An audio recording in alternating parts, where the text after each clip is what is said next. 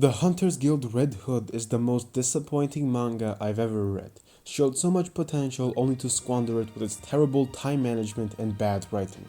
On YouTube I always see people praise this manga, but in reality Red Hood has abundance of novice mistakes, which is even more surprising considering how the mangaka of Red Hood is the former assistant of Horikoshi, creator of My Hero Academia. The Hunters Guild Red Hood is written and illustrated by Yuki Kawaguchi, started in 2021 of summer.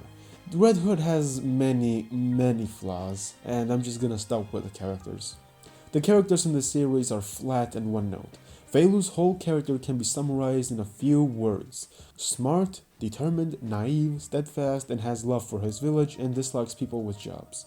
That's it, and even most of these traits are either irrelevant later on or completely inconsistent. For example, him being smart. In the first chapter, when the granny wolf lies to him about the mayor being the wolf, he does not believe her. But after killing the granny wolf, he completely forgets about the mayor, who he loves very much. He had all this time in the world after these events, but he did not think, hey, the mayor might be alive. There is no evidence of him being dead. Let me go and search for his body. Worst come worst, I'll at least bury him with respect. Best case, he might be alive. But no, this simple act of confirming your family's well-being is completely thrown out of the window and flies over Veilu's head, who, mind you, was instantly established to be a really good observer. Like, in that shack scene, he points out how no werewolf would have fit through that window since it still has cobwebs across it, which makes it even more painful. He just accepts these contradicting evidence that the mayor is dead. Does this sound like a smart person to you? Well, it should not. And he also devises a whole strategy in almost no time about how to beat the Hunter's exam. Usually, out of 200 people, only a handful survive this test. This plan takes advantage of every person on the ship and needs 100 cooperation to succeed. First of all, you can never get that much cooperation. Along with that, how did you get all this information to put this kind of plan into motion in almost no time? Because we do see Veilu spend time on the ship, but we never see Veilu talk to any of the people aside from like 5. Along with that, the game was top secret information, so it's not like he prepared ahead of time. He did no prep work, but he was still able to devise a strategy like this. He went from a shithead monkey to a fucking rocket scientist. See what I mean about him being inconsistent? And the worst case is for Grimm. Grimm is not even a character. A hollow shell. You can't even call her a human. Her whole character can be summarized in 4 words. Stoic, strong, serious, no nonsense. When you can describe a character with 100% accuracy and only 4 traits, you know something is wrong. These traits have to be a part of your character, not be your character. This series tries so damn hard to make her a badass, and ultimately this trait becomes her whole character. She has no motivation and she has no emotion, and no matter what you say to her, for example when Veilu poured his heart and soul in front of her and said what he thinks about the hunters, for valid reasons, she does not give a shit and doesn't even bat an eye. Having no emotion is not a personality, it's a lack of personality. She does not even have any emotional and personal attachment to hunters. Wonder why she's a hunter? Well, this is her job, and that's it. You can't stand there and tell me, yo, it's only been 16 chapters, give it time.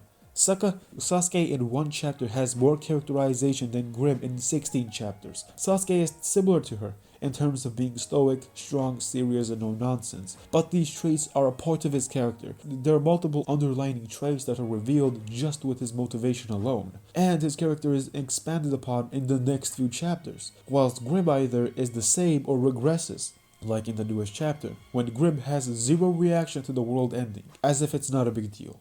And what makes this worse is, in these newest chapters, the author does some meta shit, directly translating his manga's IRL problems, aka it being axed and barely being afloat, into the story, and makes his character's bad writing actually be a part of the intended story. Like, no, that's not how character writing works. That's not how writing works. You can't just write a bad character for a whole damn series only to reveal in the final few chapters that it was intentional. Like, if I wrote a poem and it ended up being terrible, and then if I said it was intentionally supposed to be bad in the first place, no, that still makes this bad. It's even worse, it's an ass pull. It's some meta shit that is not even executed well. Another example of good characterization is Pasparacha from Land of the Lustrous. Here her screen time is less than 10 chapters, but her character feels like everything Grimm is supposed to be. Her every appearance is special and brings something new to the table each time. In such a short time, she creates and conveys this history with every other character and creates this dynamic with everyone. I want to talk about her more, but I'll save this topic for another video since Pasparacha is one of my favorite characters and Landed Illustrious, which is one of my favorite mangas of all time. So stay tuned to that. Remember this guy? This guy was critical in Veilu's plan exam. Well, at first he didn't want anything to do with Veilu. He was scared because he was betrayed the last time he helped someone. And because of this, he failed that exam. This time he showed absolute decline towards everyone, as you should. Being traumatized and having your heart broken like that comes with baggage, and never mind, he helps Veilu and Bonkers Talk no Jutsus him out of his trauma and PTSD. Fantastic!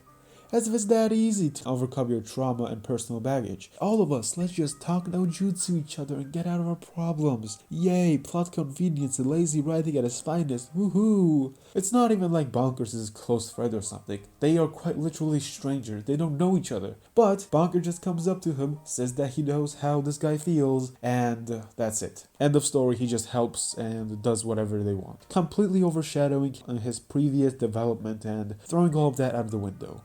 This is what we call plot convenience. And you really can't switch a character's whole ideology, personality, and the whole character on a dime in 4 pages. Otherwise, we'll just get this mess.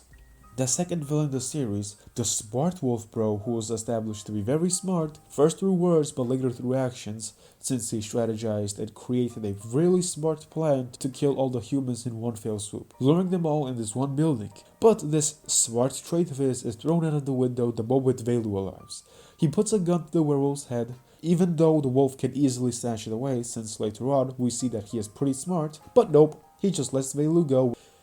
Another great example would be, he's on a roof with Grimm, who is completely unarmed and he can quite literally slash her open. But he does not. He sees his hands not healing. He is concerned, but this still heals a few seconds later. But he allows Grimm, in this life or death moment where he has full advantage in every way possible, to just sit there and take out a fucking blackboard and dump 4 full pages worth of exposition. Why don't you just gut her already? You had quite literally all the time in the world, but you don't. Why? Plot convenience and his character being completely dashed. When you establish something of a character, you don't break it few seconds later. That's not how this works. And you would expect like Grimm saying stuff like that to be really important. Well, that's the sad part, it's actually not. Only important thing about those 4 pages is the fact that wolframinium, which is a really fucking shit name for a metal, is a metal that can harm werewolves. And that's it. That's all you need to know, and every other information is completely irrelevant for the next 16 chapters. It's literally never brought up again. You know, we spent a few chapters in the Ironworks, which was supposed to be a place where humans become hunters. Here we could have spent some time learning and actually taking part in classes, since of course this is a place where humans become hunters. A perfect spot to convey information. But nope, this is just reduced to a few page glorified montage. The pacing in this series is completely on its head. And speaking of dropping exposition, the series has a lot of it, and I'll only mention 2 terrible examples. Firstly, the blackboard scene. In a life or death battle, Grimm having to take out a fucking blackboard to deliver 4 pages of exposition was horrendous. It stopped the story in its tracks. It's like watching an ad on YouTube. And it's not like the info was critical. Only thing we needed to know was the properties of wolframinium, which allows werewolves to get damaged. And that's it. We could have gotten this detail in the Ironworks, which is pretty much where people learn how to... Okay, I already fucking said this. And this is when the exposition really hits the fan. We spent the 10th chapter explaining cops and fucking robbers. Veilu's whole plan, him explaining this, takes up a whole chapter, and this completely derails the pacing. We could have easily bypassed this waste of a chapter by seeing Veilu's plan being executed and getting explanation alongside it with small snippets, side by side. But nope, we just spent a whole chapter explaining fucking cops and robbers. And no wonder this series is getting axed. It uses its chapters horrendously, and when it doesn't use it horrendously, the pacing is fucked. Imagine explaining a plan in 1 whole chapter while spending only 10 pages on 3 months. See the problem here? It's abhorrent. We go from Mach 10 to snail's pace. Let's move on to the other glorifying problem, the plot twists. Having your audience expectations be subverted is a good thing. It can lead to interesting developments and feelings into the readers. But of course, Red Hood does the most bad job it could possibly do with this. You don't just progress the story leading from one scene to the other only for a previously unmentioned, not build up and not foreshadowed thing to happen out of the nowhere. It's an ass pull. These type of plot twists are only made for audience engagement, keep the interest up, and sheer shock value. And considering how often this is done in the series, I'm positive these are the only 3 reasons the mangaka does these half-assed plot twists.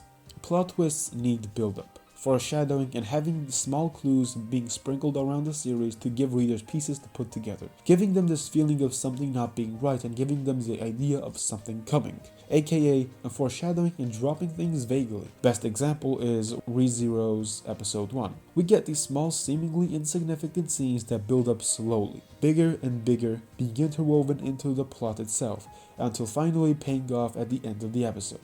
Some of these foreshadowing could have easily been fixed with these few, minor, and really small tweaks. For example, in Red Hood, seeing a footprint of a titanic wolf before the wolf arrived would have given all the build-up and all the intrigue we needed for the plot twist to be that much bigger.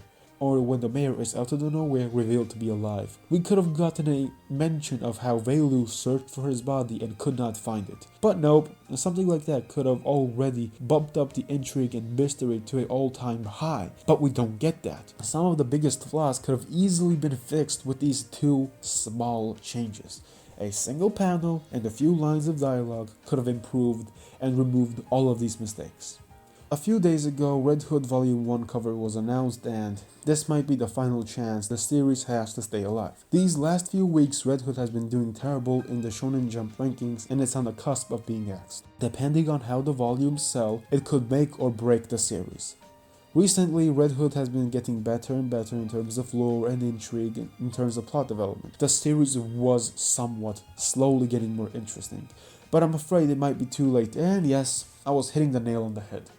It is too late because the series is getting axed in the next 2 issues of Shonen Jump. The thing is, right, one thing I kinda find somewhat bizarre is announcing the volume whilst you're killing a already poorly performing series. I would understand giving it the final chance to stay alive, prove itself with volumes, but it's still getting axed. Despite how well the volume performs, it will not come back, it will be axed. So, I don't understand what kind of a move this was. It was probably for the best to let it die instead of wasting even more resources on it, especially in this half-assed way. But I don't know. If you like Red Hood, who am I to tell you not to like it? I expected so much of this series. I was really invested in it. It ended up dashing my expectations, which is somewhat my fault as well. At the end of the day, only thing that matters if you enjoy the series. But if you still enjoy the series despite everything, who am I to tell you otherwise? I'm just a guy who makes videos on YouTube. But if you enjoyed this video, slap like, subscribe, bell, don't be cringe. See ya.